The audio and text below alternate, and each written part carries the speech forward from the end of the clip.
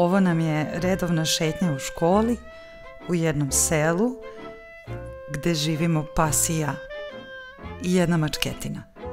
Moj posao je vrlo izazovan, da pred publikom pokažem svoje veštine.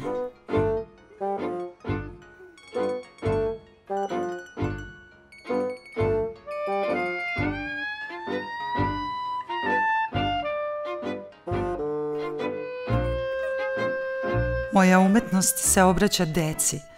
Moj zadatak na sceni je da budem uvek neko drugi.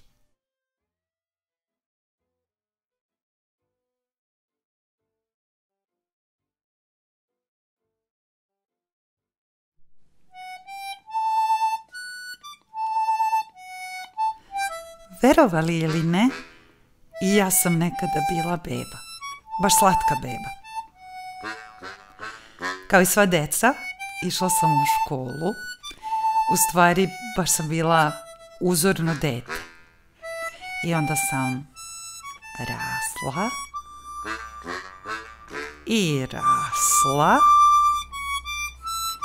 i sve je bilo u redu dok nisam krenula u gimnaziju i otkrila punk.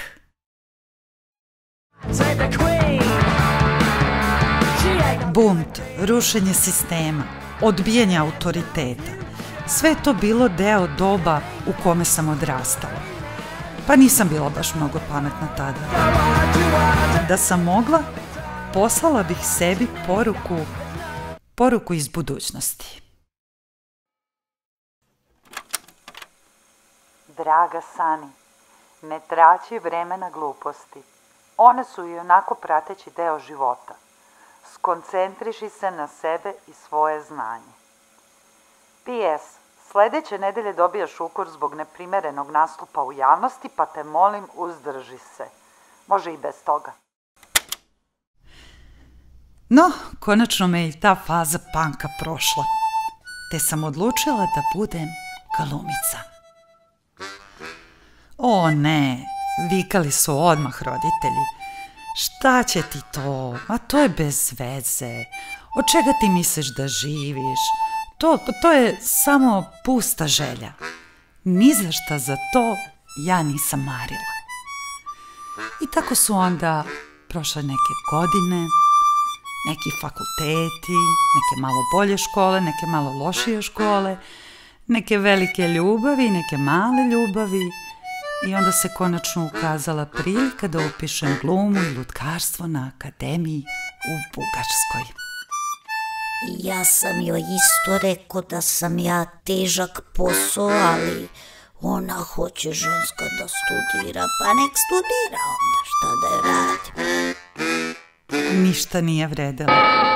Ja sam upisala glumu, završila, vratila se i krenula redom po pozorištima.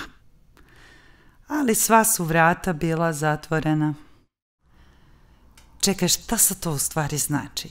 Da sam ja nedovoljno dobra za njih ili su oni možda svi đuture loši za mene? Kako god, ja ću da osnujem svoje pozorište i da radim baš kako ja hoću. I evo, ovde sam napravila sebi sve što mi treba. Ovo je prostor u kome ja mogu da budem šta god hoću.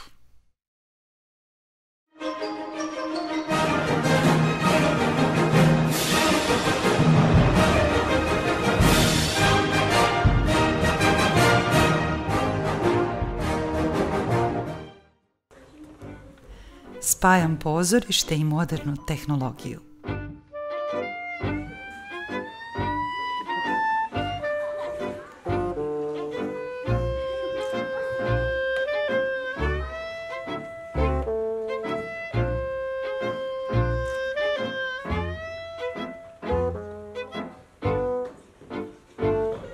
I naravno da su mi ponekad potrebni saradnici, pogotovo glumci.